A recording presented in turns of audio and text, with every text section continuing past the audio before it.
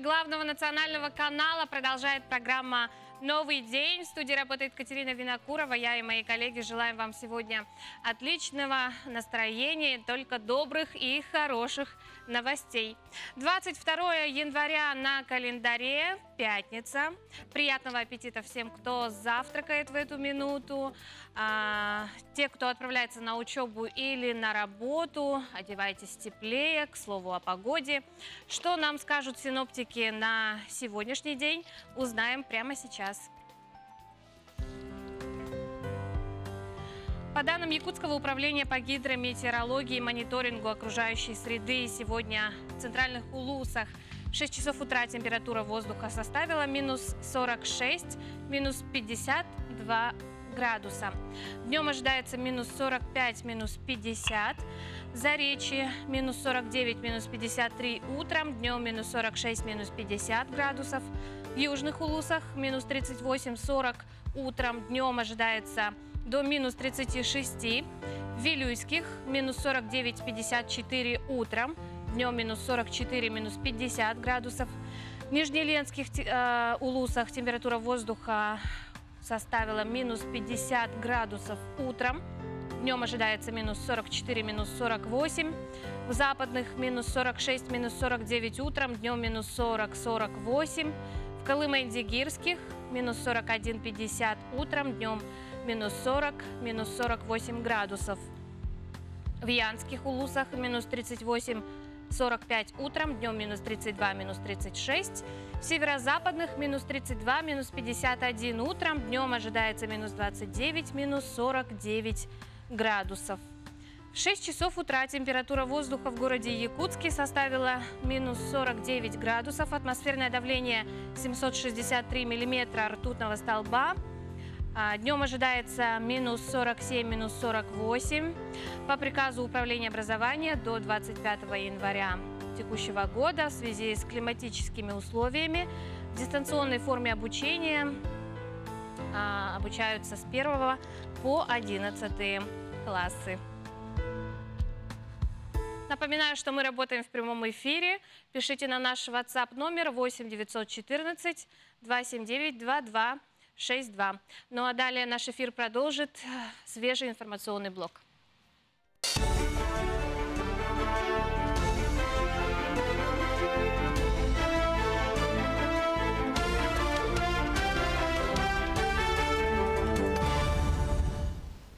В эфире новости, в студии Анастасия Кобызева. Доброе утро. В Госдуме одобрили проект об упрощении получения налоговых вычетов по НДФЛ.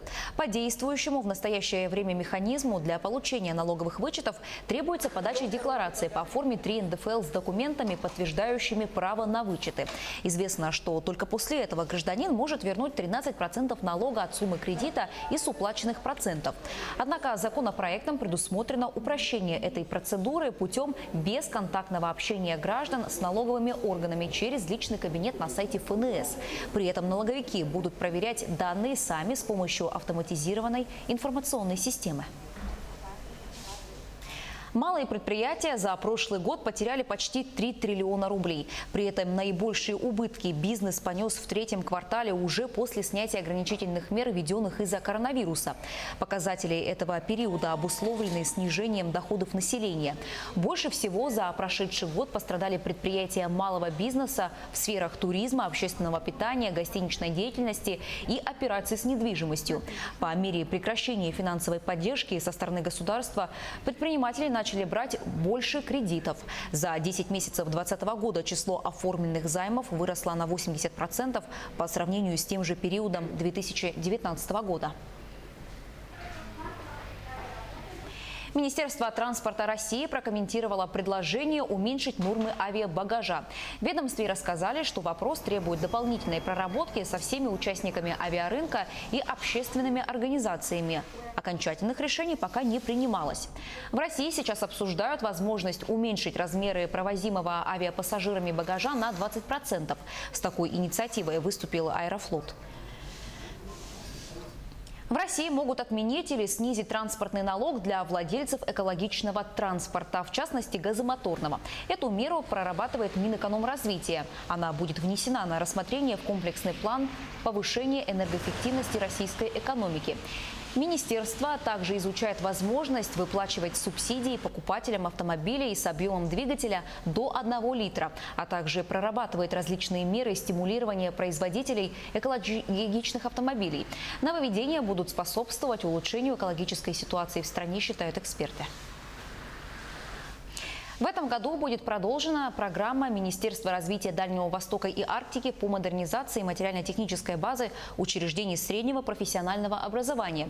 В частности, субсидию в сумме 160 миллионов рублей получил Южно-Якутский технологический колледж. Всего программой охвачено 82 дальневосточных колледжа.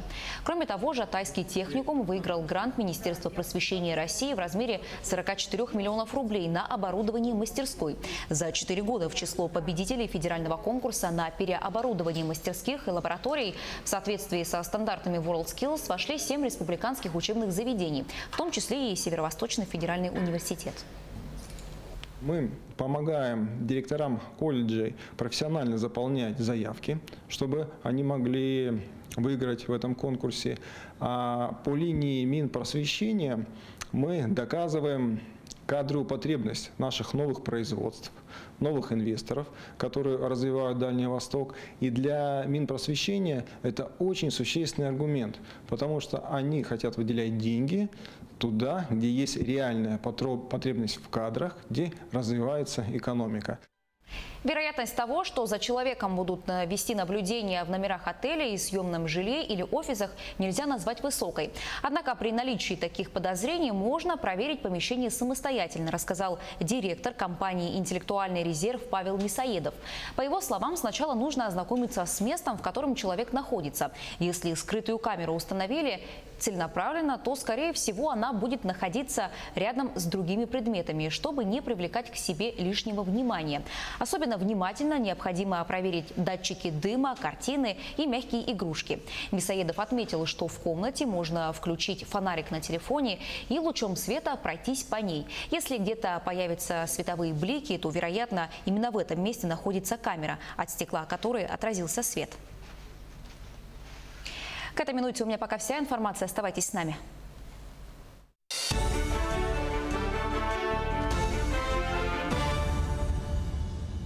Добро пожаловать в новый день, 20 января на календаре. Дворник из Уфы попал на обложку глянцевого журнала. Эта история вот уже несколько дней будоражит интернет. История мужчины началась с того, что успешный уфимский фотограф Роман Филиппов начал фотографировать дворника Юру за его обычными делами дома. А потом запечатлел его за работой дворника, и после к нему пришла идея, почему бы не сфотографировать его в привычном фотографу стиле. Так и появилась псевдообложка GQ, которая разорвала интернет. Но за красивыми снимками скрывается еще и непростая судьба. У мужчины 3-я группа инвалидности, связанная с нарушениями ментального развития. Его доверчивостью часто пользовались мошенники. Несколько раз Юра дарил свою квартиру, но ее удавалось вернуть обратно. В итоге на него оформили кредит более чем на 500 тысяч рублей, которые списывались и без того мизерных пенсий и зарплаты. Эта история стала вирусной, и для Юры быстро собрали нужную сумму. Про дворника Юру начали говорить во всех СМИ, сначала региональных, а потом и федеральных. Через некоторое время его даже пригласили в программу на Первом канале «Давай поженимся». А издатели GQ в России не смогли устоять и разместили фотографии и историю Юры на страницах своего журнала. А человек часто привлекает к работе разных животных, лошадей, собак. Но, как оказалось, это не единственная подмога в тех же фермерских делах. Сегодня мы расскажем вам о том, как и для чего японцы наняли на работу целый совиный отряд. Совы – прекрасные хищники, быстрые и ловкие. Это ни для кого не секрет, а японцы, в свою очередь, отличные бизнесмены. Одним из самых успешных бизнесов является фруктовый. Фермеры охотно разбивают сады и занимаются выращиванием фруктов. Главная их проблема в том, что они хотят вырастить максимально качественные продукты, не травить будущие плоды химикатами и различного рода добавками. Когда этот вопрос повис в воздухе, напрягая и затормаживая процесс работы в садах, японцам пришла в голову гениальная мысль. Идея родилась в яблоневых садах, куда издавна приманивались совы, чтобы бороться с грызунами. Здесь решили действовать по такой же схеме. Но чтобы не заманивать подолгу птиц, управляясь ловушками и приманками, сов специально завезли на фруктовые плантации. Результат превзошел все ожидания. Популяция грызунов-вредителей значительно уменьшилась. Птицы всегда сыты, а люди довольны количеством урожая. Ведь стоит только вдуматься. Одна сова-хищница может за одну ночную охоту поймать примерно от 10 до 15 мышей.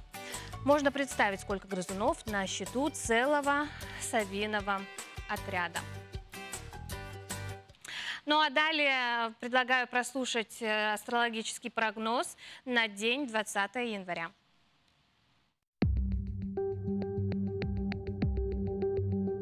Овен. В этот день звезды советуют заняться улучшением своего финансового положения. Кроме основного источника дохода, вам может представиться удачный шанс найти дополнительную работу. Возможно, денежное поступление, которое вы не ожидали. Телец. На работе не спешите проявить активность. Этот день лучше по возможности провести под крылышком у кого-то. Старайтесь заручиться поддержкой единомышленников и друзей. И только объединив усилия, вы сможете максимально реализовать свои планы. Близнецы. Можно начать совместную работу над новым проектом, восстановить испорченные отношения. Если в это время поступят интересные предложения, то не задумывайтесь долго.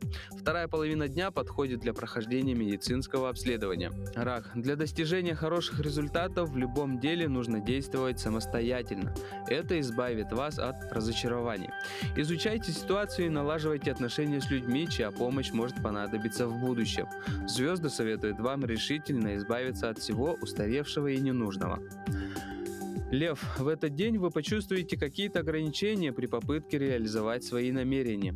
Есть вероятность не рассчитать свои силы и выбрать неправильную линию поведения с коллегами и начальством. Постарайтесь не терять душевного равновесия. Дева. Если вы задумали осуществить свои планы, то постарайтесь обойтись без посторонней помощи. Больше доверяйте собственной интуиции. В данный период звезды советуют быть предельно внимательными к своему здоровью и избегать контактов с больными ОРВИ. Весы. Идет удачное время для поездок, учебы и урегулирования юридических вопросов. Но не следует браться за дела, о которых у вас смутное представление. В малознакомой области вы можете допустить просчеты, а если начнете сами проявлять инициативу, то ваши начинания могут погибнуть на корню. Скорпион. Сегодня вас ожидает много дел, однако за решением следующей задачи принимайтесь лишь после того, как окончите предыдущую. Лучшее время для раскрытия своих способностей – вторая половина дня, а первая половина – отличное время для романтических свиданий. Однако упор все же лучше делать на серьезные отношения. Стрелец. Предстоит много времени провести в общении. Напомнят о себе старые знакомые, появится новый. Не исключено, что обстоятельства потребуют хитрости. Возможно, придется поддерживать отношения с теми, кто вам не симпатичен. Это неблагоприятное время для рискованных финансовых операций, оформления покупок в кредит. Козерог. В ближайшее время больше располагает к неспешному выполнению дел. Вам придется справиться не только со своей нагрузкой, но и окружить заботой родных. Избегайте общения с людьми, чьи манеры вас раздражают. Лучше наблюдайте и анализируйте происходящее. Водолей. Сегодня особенно велик риск обидеть кого-то мимоходом. Если вам нужна помощь, хорошее время, чтобы попросить о ней. Не упустите шанс расширить свое дело, завести полезные связи, обсудить с партнерами или начальством перспективы. День будет гармоничным для всего, что касается личных отношений. Рыбы. Сейчас все будет идти как по накатанной дорожке. Проблемы могут возникнуть из-за торопливости, несогласованности действий внутри коллектива, собственных чрезмерных амбиций. Расставляйте приоритеты и делайте все по порядку. Возможно, отравление спиртными напитками.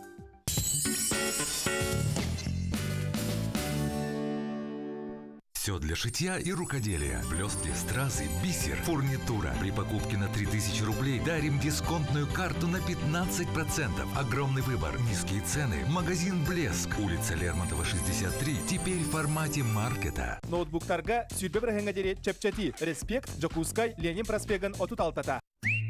Даже самый простой отдых на диване может быть особенно приятным и выгодным, если вы это делаете на новом диване «Арго». Всего за 16 990. Азбука мебели. Больше, чем мебель. Клиника «Амурмед» оказывает плановую помощь при бесплодии. ЭКО бесплатно по полису ОМС. Клиника «Амурмед» выполняет ПИКСИ, лазерный хетчинг и ПГД на современном оборудовании. Благовещенск. Телефон 315 500. Внимание, ЕГЭ! Подайте заявление на участие в едином государственном экзамене до 1 февраля. Спешите! После указанного срока заявления не принимаются. Место подачи – средние общеобразовательные школы. Выпускники прошлых лет подают заявление независимо от места прописки. Впервые в Якутске стильные роскошные шубки из натурального меха от крымской меховой фабрики Do It For. Новая коллекция. Все изделия из канадского сырья. Модница Якутска, нам есть что вам предложить. Улица 50 лет Советской армии, дом 3. Торгово-выставочный центр Сахабулт.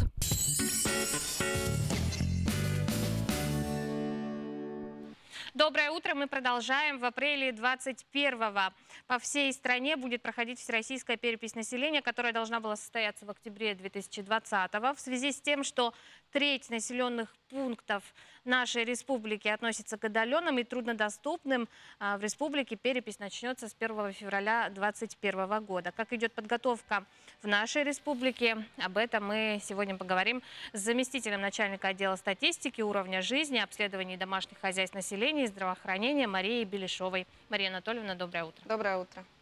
Ну, эта перепись станет первой в истории для нашей страны цифровой, да? Каким образом переписчики будут заполнять свои анкеты и будут ли еще какие-то нововведения в этом году? Да, действительно, всероссийская перепись населения 2020 года – первая цифровая перепись в истории.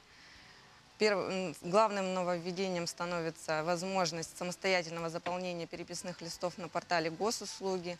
Кроме этого, мы с вами не увидим больше переписчиков с большими чемоданами, наполненными бумажными переписными листами. Современный переписчик будет вооружен планшетом, куда будут загружены адреса, по которым он должен пройти, карта местности и справочники. С 1 по 25 апреля самостоятельно можно заполнить переписные листы на себя и всех членов своей семьи на портале госуслуги. При этом не обязательно иметь подтвержденную учетную запись, достаточно вот просто стандартная. Просто зайти на сайт? Да, зарегистрироваться, стандартная учетная запись и все. Одновременно с ними практически с 4 по 30 апреля пойдут переписчики работать. Они обойдут каждый дом, они обойдут каждую квартиру, перепишут тех граждан, которые не переписались через интернет. Кроме этого, будут работать стационарные участки, в том числе и в офисах МФЦ, куда могут подойти граждане, которые не переписались через интернет, которые по каким-то причинам не могут принять переписчика дома и заполнить переписные листы. Там им поможет стационарный переписчик. Ну и в связи с сложившейся ситуацией, с пандемией, с мерами ограничения, конечно же, актуальным становится прохождение переписи через портал госуслуги. Как безопасный способ, удобный способ. Я слышала, еще специальные волонтеры будут работать, как-то инструктировать. Да, волонтеры, организован волонтерский корпус, волонтеры переписи, которые будут рассказывать, что такое перепись, как в ней принять участие можно. Тем, кому сложно разобраться с новыми технологиями, они будут помогать зарегистрироваться на госуслугах, помогать заполнить там переписные листы. А где можно будет найти этих волонтеров? Они в какой-то специальной форме будут, у них какой-то штаб? Да, конечно, у них будет обязательно экипировка, они будут работать в офисах МФЦ, ну и на мобильных переписных участках. А на каком этапе готовность к переписи в нашей республике в данный момент? Ну, уже создана вся нормативно-правовая база, регламентирующая проведение переписи. Повсеместно работают комиссии, содействующие переписи. Составлены полные списки адресов по каждому населенному пункту республики. Уже определена численность переписного персонала, который необходимо для проведения. Бланки, портфели, картографический материал, экипировка уже направлены и получены районами республики. Практически везде подобраны помещения для работы переписного персонала, для хранения переписной документации. Уже в ряде районов подобран переписной персонал. То есть в целом республика готова к проведению переписи. Готова, отлично. Да. Кто может принять участие в переписи? Самостоятельно заполнять переписные листы уже можно с 14 лет. То есть, если вам 14 лет, и с этого же возраста можно завести свой аккаунт на госуслугах и там же заполнить переписные листы на себя. Вот на детей до 14 лет информацию предоставляют их родители. Вот. Граждане совершеннолетние, граждане России, могут принять участие в качестве переписчика. Вот поэтому, если вам исполнилось 18 лет, добро пожаловать. Часто работают переписчиками студенты. Это опыт, который они потом в дальнейшем могут продемонстрировать в своих резюме, как гражданская активность, как организованность, как коммуникативные способности. Ну и потом это захватывающий опыт, который дает возможность почувствовать причастность к истории. Каждая перепись по-своему интересна, по-своему уникальна. Ну вот все мы знаем, да, что в отдаленных улусах часто встречаются проблемы с интернет-связью, да? Не будет ли каких-то вот технических проблем? В труднодоступных территориях будет проведена перепись традиционным способом. То есть там пойдет переписчик с бумажными переписными листами. Как раз таки это случается из-за того, что проблемы со связью. Ну и труднодоступные территории. Там будет традиционно проведена перепись. Перепись интернет, перепись будет доступна с 1 по 25 апреля. А так как труднодоступных с 1 февраля, то есть доступа, к сожалению, не будет к интернет-переписи. Каковы показатели прошлой переписи населения вот, у Дальнего Востока, да, в частности в нашей республике? Что показало? Да, перепись 2010 года показала, что постоянная численность населения республики по сравнению с переписью 2002 года была сохранена и увеличена более чем на 9 тысяч человек. И Якутия являлась единственным регионом среди Дальнего Востока, которые сохранили свою численность по сравнению с 2020 годом. Это случилось в основном за счет снижения объемов миграционной убыли. Вот. Также по итогам переписи 2010 года выявилась активизация внутриреспубликанской миграции. То есть жители северных районов стали перебираться ближе к центру. Но, однако, все равно привлекательным остается город Якутск, оставался. Его численность по итогам 2010 года переписи увеличилась на 20% по сравнению с переписью 2002 года. Что ж, Мария Анатольевна, благодарю вас за участие в нашей программе. Отличного вам дня сегодня. Вы правильно отметили, что в переписи, я думаю, правда, принимать участие нужно, хотя бы просто, чтобы быть причастным к истории. Да, спасибо большое. Вам. А мы продолжаем. На этот раз в рубрике «Маленький взрослый» мы рассмотрим модель ребенка по международному стандарту, то, какими качествами должен обладать ученик, и подробнее разберем одно из качеств. Для развития ребенка полезна любая информация. И наш эксперт, владеющий знаниями международного бакалавриата, расскажет об основах преподавания по международному стандарту. В самом середине стоит этот профиль ученика. Каким должен быть ученик, создает характер, каким должен быть именно ученик, человек международного бакалавриата. Потом уже начинается вот учеба, все это начинается. И по методике международного бакалавриата ученик должен обладать 10 качествами. Открытый, принципиальный, коммуникативный, рискующий. Он должен быть знающий, заботливый, балансированный. А также непредубежденный и рефлексивный. И мы хотели бы сегодня заострить внимание на качестве сбалансированный или иначе уравновешенный. Когда у ребенка что-то не получается, например, при занятии физической культурой, спортом, или по учебе, или разговор с друзьями, он должен быть всегда в середине, не должен психовать. Не должен слишком сидеть уныло вот тогда. Как можно развить это качество? Он должен быть в своей среде, со своими сверстниками. Они должны друг друга смотреть же, например. А он как себя ведет, когда общается со своими, когда общаются со своими сверстниками, у них начинается вот такая вот, там тоже идет балансировка. А что еще хорошо влияет на уравновешенность? Спортом. Когда человек начинает заниматься спортом, у него появляется характер, настойчивость, он должен преодолевать все трудности самостоятельно. В спорте это очень хорошо выражается. В следующей серии мы с вами обсудим качество, готовность к риску и разберем его на примере. Доброе утро, мы продолжаем. Независимая лаборатория. Что это за лаборатория, какие исследования она проводит? Мы сегодня поговорим с директором испытательной лаборатории Анной Пановой. Анна Сергеевна, доброе утро. Доброе утро. Ну, чем же занимается испытательная лаборатория, какие исследования она проводит? Ну, вообще различные лаборатории, они могут проводить достаточно широкий спектр исследований, но конкретно наша лаборатория, она специализируется на исследованиях пищевой продукции и пищевых производств. Мы проводим как микробиологические исследования, так и физико-химические исследования, и буквально вот в ближайшие дни мы планируем также начать химико-токсикологические исследования. То есть та же пищевая продукция будет исследоваться на наличие токсичных элементов. А по каким показателям оценивается продукция? Ну, вообще, основной показатель, по которому оценивается продукция, это санитарные показатели. Это те показатели, которые характеризуют продукцию с точки зрения ее безопасности для потребителей, и свидетельствуют о том, соблюдаются ли на предприятии санитарные требования, санитарные нормы и правила. Эти показатели устанавливаются техническими регламентами на пищевую продукцию. Кроме того, также исследуются физико-химические показатели.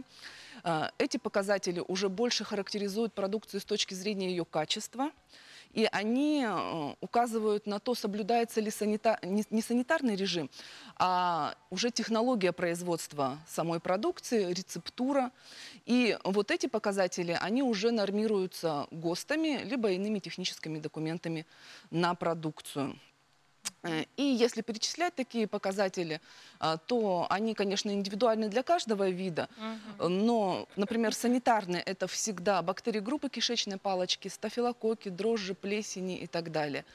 То, что характеризует качество продукции – это ее кислотность, хлориды и другие виды исследований. Анна Сергеевна, ну вот программа производственного контроля, да, известный обязательный документ для любой организации. Что нужно знать о данной программе, кем и как она разрабатывается? Ну, как вы правильно сказали, программа производственного контроля, она обязательный документ для любой организации и для любого индивидуального предпринимателя, который осуществляет какой-либо вид деятельности. И не исключение, а скорее всего даже прежде всего, это организации пищевой промышленности, к которым относится и непосредственно производство пищевой промышленности, также и организации общественного питания, и те объекты торговли, которые у нас осуществляют реализацию пищевых продуктов.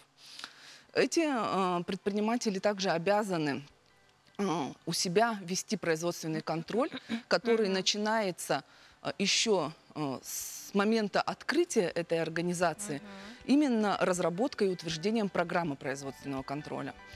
Ну что же нужно знать о ней прежде всего? Прежде всего нужно знать, что она разрабатывается в целях обеспечения безопасности для человека и окружающей среды.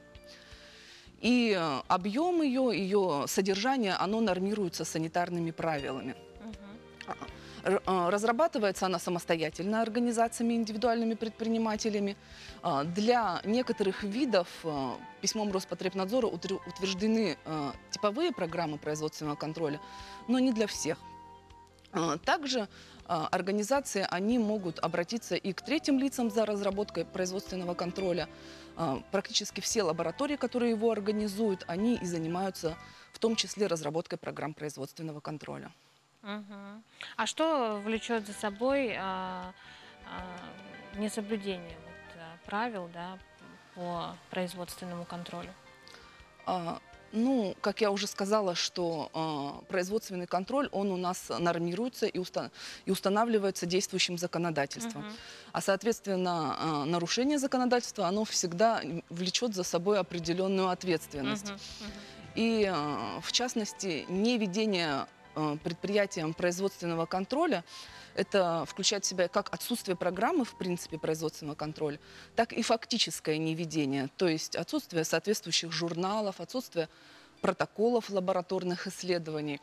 Это все влечет за собой Ответственность административная предусмотрена статьей 6.3 Кодекса об административных правонарушениях.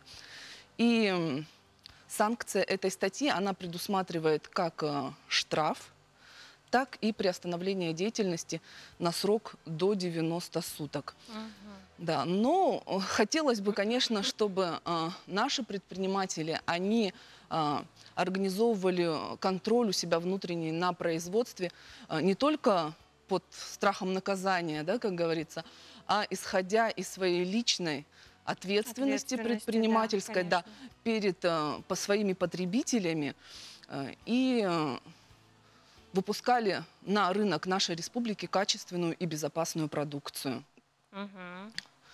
Вот. Ну, если еще сказать несколько слов о производственном контроле, да, я уже сказала, что это прежде всего цель безопасность для человека и окружающей среды.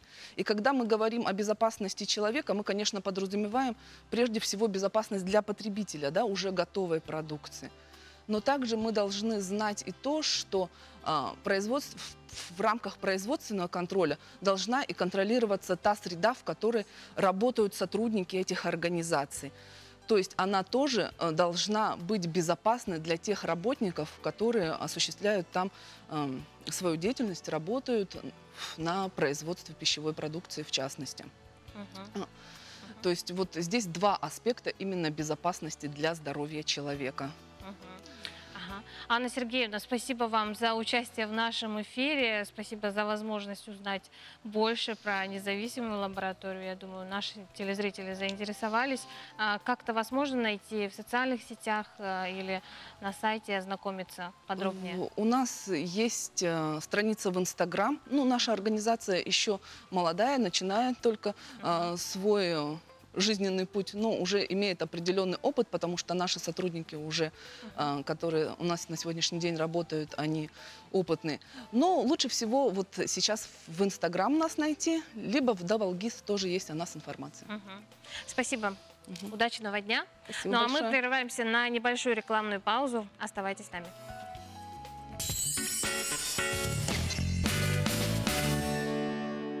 Впервые в Якутске стильные и роскошные шубки из натурального меха от крымской меховой фабрики Do It For. Новая коллекция. Все изделия из канадского сырья. Модница Якутска. Нам есть что вам предложить. Улица 50 лет Советской армии, дом 3. Торгово-выставочный центр Сахабулт. Внимание, ЕГЭ! Подайте заявление на участие в едином государственном экзамене до 1 февраля. Спешите. После указанного срока заявления не принимаются.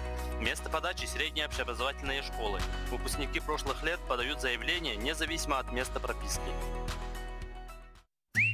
Даже самый простой отдых на диване может быть особенно приятным и выгодным, если вы это делаете на новом диване Argo. Всего за 16 990. Азбука мебели. Больше, чем мебель. Ноутбуктарга сүрбе біргенгедері чепчати. Респект, Джокускай, Ленин проспеган отут алтата.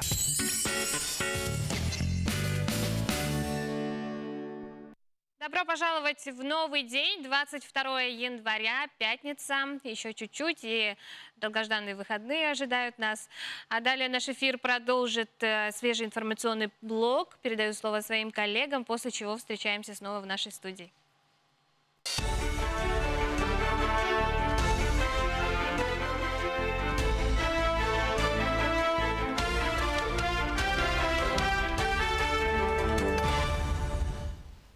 В эфире новости, студия Анастасия Кобызева. Доброе утро. В Госдуме одобрили проект об упрощении получения налоговых вычетов по НДФЛ. По действующему в настоящее время механизму для получения налоговых вычетов требуется подача декларации по форме 3 НДФЛ с документами, подтверждающими право на вычеты. Известно, что только после этого гражданин может вернуть 13% налога от суммы кредита из уплаченных процентов. Однако законопроектом предусмотрено упрощение этой процедуры путем бесконтактного общения граждан с налоговыми органами через личный кабинет на сайте ФНС. При этом налоговики будут проверять данные сами с помощью автоматизированной информационной системы. Малые предприятия за прошлый год потеряли почти 3 триллиона рублей. При этом наибольшие убытки бизнес понес в третьем квартале уже после снятия ограничительных мер, введенных из-за коронавируса. Показатели этого периода обусловлены снижением доходов населения. Больше всего за прошедший год пострадали предприятия малого бизнеса в сферах туризма, общественного питания, гостиничной деятельности и операций с недвижимостью. По мере прекращения финансовой поддержки со стороны государства предприниматели начали брать больше кредитов. За 10 месяцев 2020 года число оформленных займов выросло на 80% по сравнению с тем же периодом 2019 года.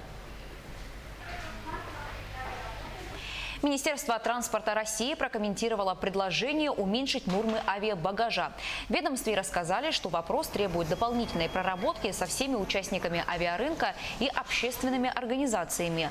Окончательных решений пока не принималось. В России сейчас обсуждают возможность уменьшить размеры провозимого авиапассажирами багажа на 20%. С такой инициативой выступил Аэрофлот. В России могут отменить или снизить транспортный налог для владельцев экологичного транспорта, в частности газомоторного. Эту меру прорабатывает Минэкономразвития. Она будет внесена на рассмотрение в комплексный план повышения энергоэффективности российской экономики. Министерство также изучает возможность выплачивать субсидии покупателям автомобилей с объемом двигателя до 1 литра, а также прорабатывает различные меры стимулирования производителей экологичных автомобилей. Нововведения будут способствовать улучшению экологической ситуации в стране, считают эксперты.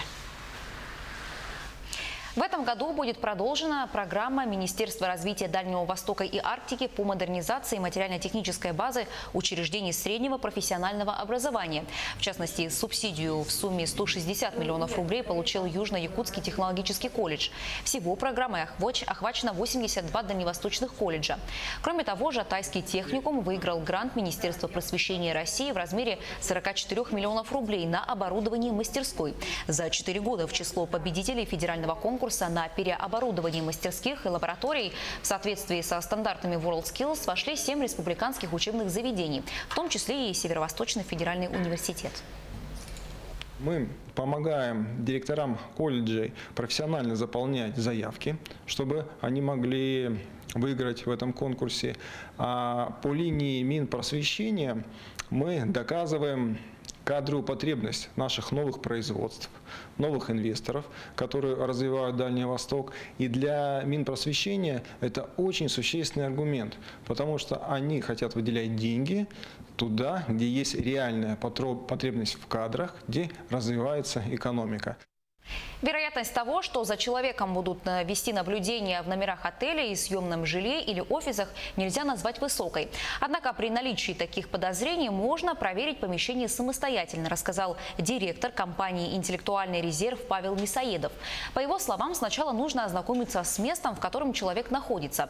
Если скрытую камеру установили целенаправленно, то, скорее всего, она будет находиться рядом с другими предметами, чтобы не привлекать к себе лишнего внимания. Особенно внимательно необходимо проверить датчики дыма, картины и мягкие игрушки. Мясоедов отметил, что в комнате можно включить фонарик на телефоне и лучом света пройтись по ней. Если где-то появятся световые блики, то, вероятно, именно в этом месте находится камера, от стекла которой отразился свет. К этой минуте у меня пока вся информация. Оставайтесь с нами.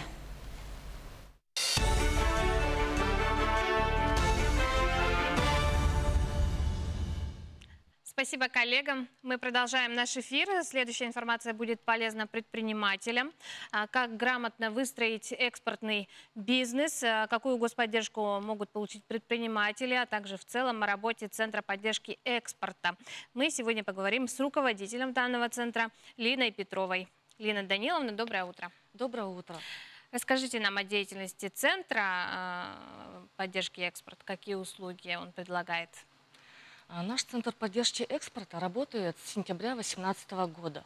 Он был учрежден указом главы Айсена Сергеевича Николаева при Агентстве по привлечению инвестиций и поддержке экспорта.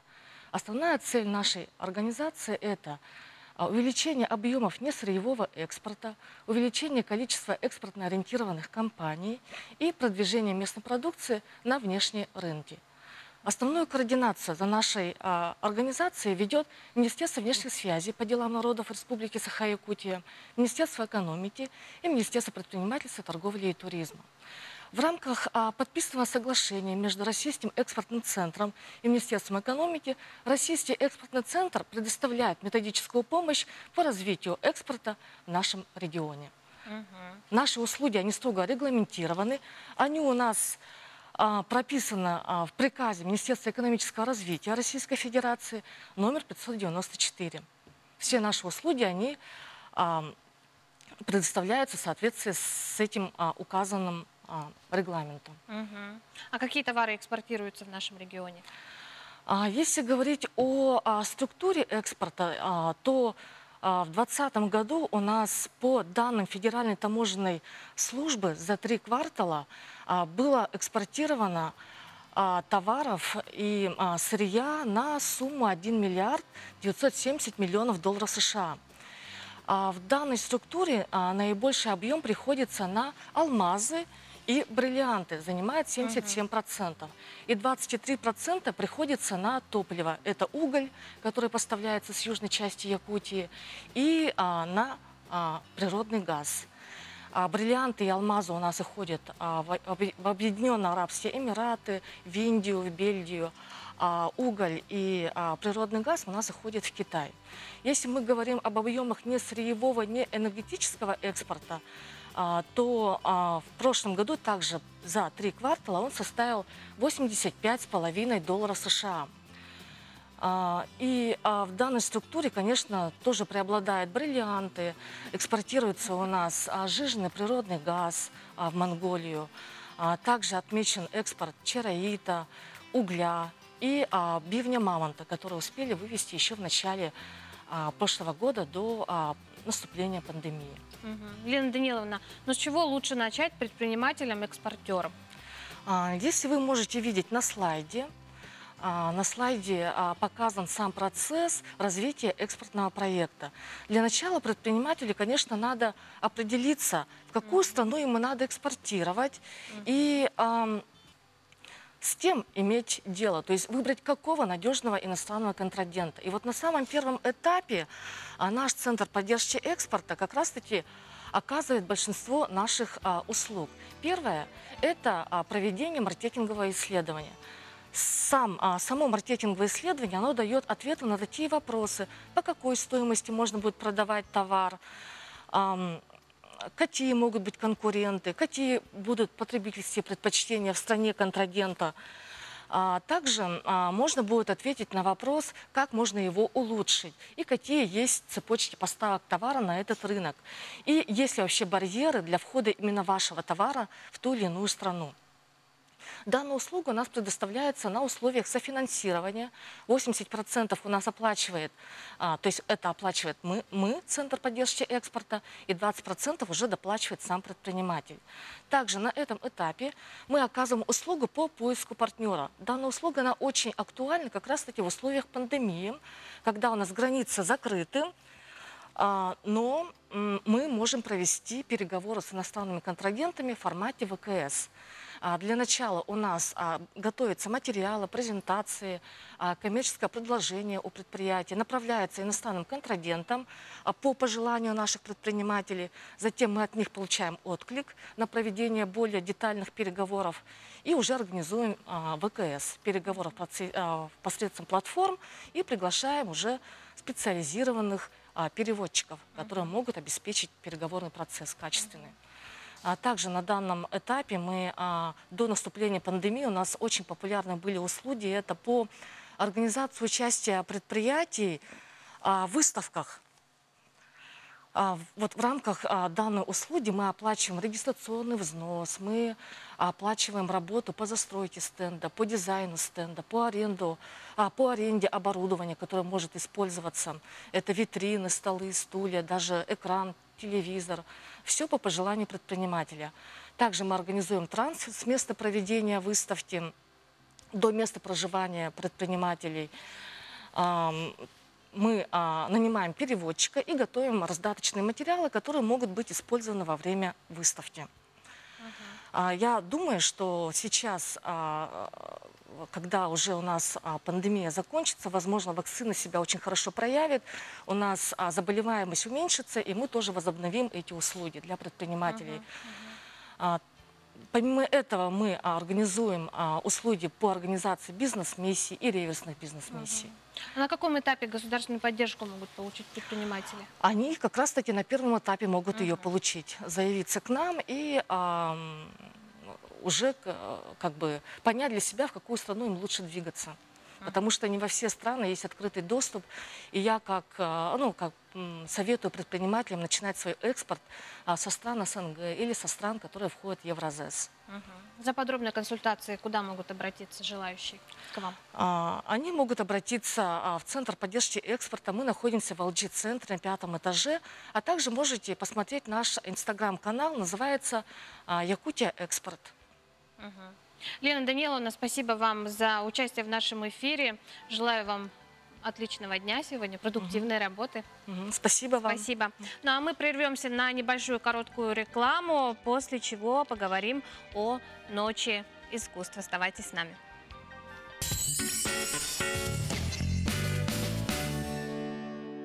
Впервые в Якутске стильные роскошные шубки из натурального меха от крымской меховой фабрики Do It For. Новая коллекция. Все изделия из канадского сырья. Модницы Якутска, нам есть что вам предложить. Улица 50 лет Советской армии, дом 3. Торгово-выставочный центр Сахабулт.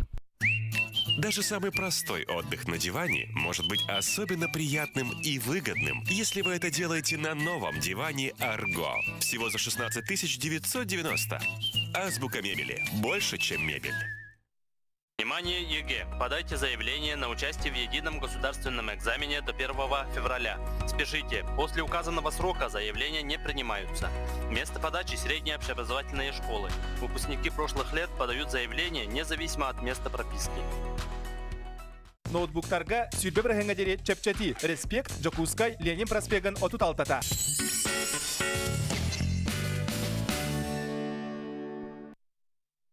Добро пожаловать в новый день. Мы продолжаем. Иван Алексеевич Мочесынов, автор многих графических циклов, посвященных родному Северу. Он прожил счастливую жизнь, и хотя она была с детства трудной и суровой, он сохранил искреннюю веру в могучую силу изобразительного искусства и оставил нам уникальное наследие. Подробнее в рубрике «Муза и музей». Мочесынов Иван Алексеевич, заслуженный деятель искусств Республики Саха-Якутия. После окончания Ленинградского педагогического института имени Герцена приехал на родину в Якутск, работал директором художественного училища, преподавал в школах города и вел студию в художественном лицее имени Леонида Кима. Он оставил нам большое уникальное наследие. На выставке представлена его линогравюра «Зимовье в Южной Якутии». И вот мотив окна, он излюбленный у художника. Это мир внешний, мир внутренний человека, да, и мир окружающей природы. И вот в этих закадрированных окнах вся красота природы Севера. Стекает очень красиво лед, растаявший, делает такие причудливые узоры. Добытая пушнина, якутский нож – это все атрибуты непременные охотника-северянина. Он прожил счастливую жизнь и говорил, утверждал, что мы, якуты, малочисленны, но у нас есть богатая культура, у нас богатые традиции.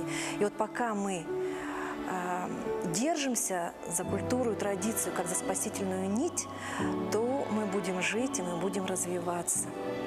Ели заснеженных тонкие пальцы, робко целует январский простор, зимних метелей искусные пяльцы ткут на окошках ажурный узор. Ах, что за дивное выткалось диво, чтобы на сумрачных окнах сиять хрупким узором зима горделиво дарит свою заповедную стать. Спасибо Ольге Фроловой. Мы продолжаем, знакомимся с погодой на сегодняшний день, 22 января. По данным управления... По данным Якутского управления по гидрометеорологии и мониторингу окружающей среды, сегодня в центральных улусах температура воздуха днем составит минус 45, минус 50 градусов. В Заречье ожидается до минус 46, минус 50. В южных улусах до минус 36 градусов. В Вилюйских улусах минус 44, минус 50. В Нижнеленских минус 44, минус 48. В западных улусах минус 40, минус 48 градусов. В Колыме-Индигирских минус 40, минус 48. В Янских улусах минус 32, минус 36 градусов. В северо-западных улусах минус 29, местами 49 градусов. В 6 часов утра температура воздуха в городе Якутске составила минус 49 градусов. Атмосферное давление 763 миллиметра ртутного столба. А днем температура воздуха в городе Якутске составит минус 47, минус 48 градусов мороза. Также напомню, по приказу Управления образования до 25 января в связи с климатическими условиями в дистанционной форме обучения обучаются с 1 по 11 классы. А мы продолжаем. Традиционное событие января в историческом парке «Россия. Моя история» пройдет в эту субботу, 23 января. Ночь историй. Пройдет она в новом формате. Подробнее об этом событии мы сегодня поговорим с Константином Даниловым, организатором данного мероприятия. Костя, доброе утро. Здравствуйте. Ну, я вчера немножко так ознакомилась с программой, она довольно-таки насыщенная. Что ждет посетителей? Ну, действительно, это традиционное событие, которое устраивает музей каждый. Ну, как традиционное? Эта традиция идет от нашего общества, из глубины. То есть есть традиция собираться в январские дни, так называемые вот крещенские дни, устраивать там, узнавать будущее, рассказывать друг другу истории, встречаться, узнавать что-то интересное. И вот, соответственно, мы предлагаем как бы новый формат подобных встреч. Это большая программа достаточно. И в этом году, вот каждый год у нас новые фишки, в этом году у нас упор сделан на кино. Так. Вот, в том числе мы презентуем совершенно, я считаю, уникальное явление.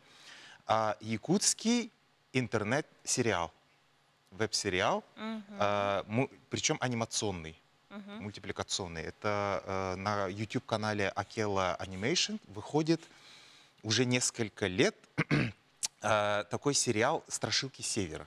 Так. Это на основе такой вот хоррор-фольклора якутского.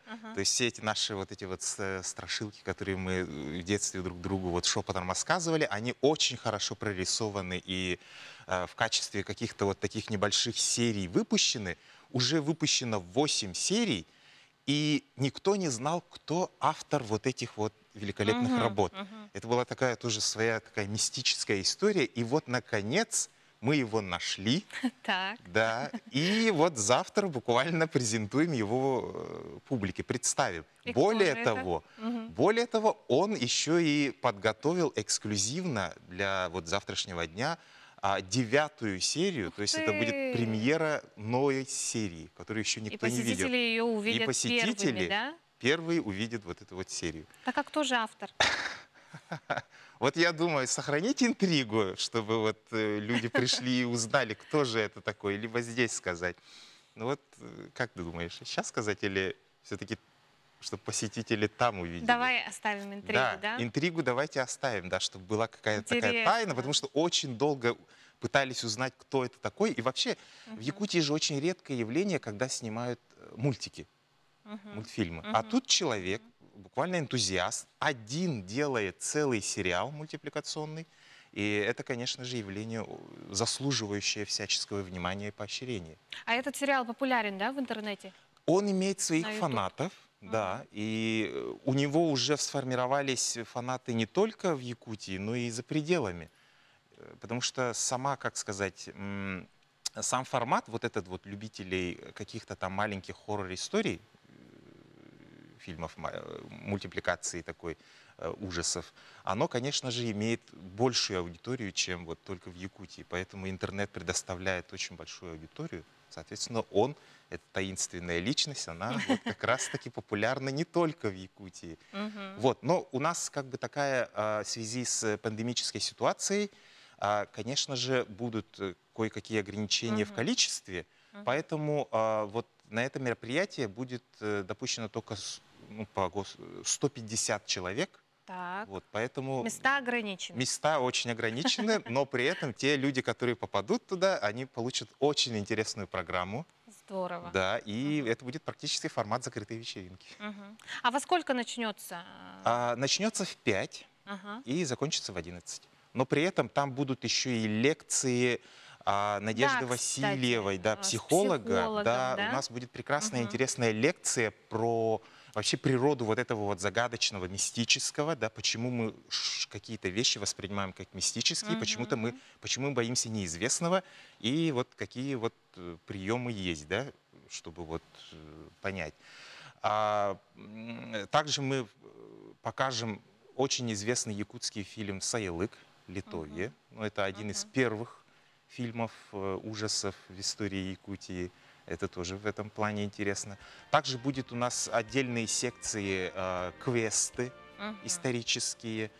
Будут гадания, соответственно, тоже традиционные, как вот раньше гадали, как делают эти. Будет даже VR. То есть будут виртуальная реальность, и люди будут одевать специальные очки и попадать в какие-то интересные, там, скачаны какие-то интересные ролики и игры на вот соответствующую тему тоже. Получается, каждый себе может выбрать по настроению, по желанию. Это несколько секций. Да, несколько секций, но при этом у нас действительно вот основным блюдом нашим остается вот это вот представление этого проекта «Страшилки Севера» и таинственного автора этих мультиков. А есть ли какие-то возрастные ограничения?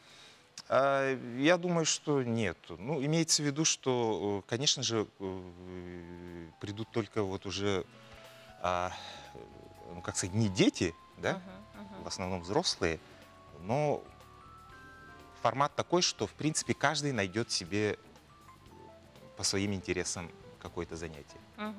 Константин, ну у меня такой вопрос. Якутяне многие тебя знают, очень любят, уважают.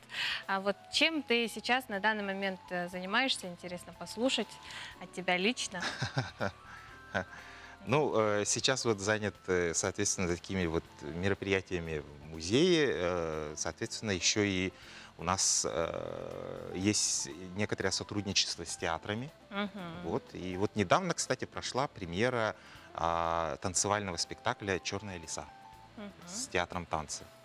Его, кстати, в НВК показывали. А впереди еще какие-то планы? Ну вот впереди есть несколько планов, да, ну вот и суеверие, поэтому... Знаете, вот когда строили планы, да, с 19 на 20 год, и потом все это вот случилось очень интересные события. Да, строили и построили. Вот. Поэтому я сейчас уже вообще ни о чем. Вот, давайте вот как-то оно само построится. Тем не менее, ждем новых крутых проектов, не сомневаемся. И приглашаем телезрителей, конечно же, на Ночь искусств, которая пройдет завтра в историческом парке «Россия. Моя история» с 17 часов. Будет интересно, я не сомневаюсь. На этом наша программа подходит к концу. Далее наш эфир продолжится. Оставайтесь с нами.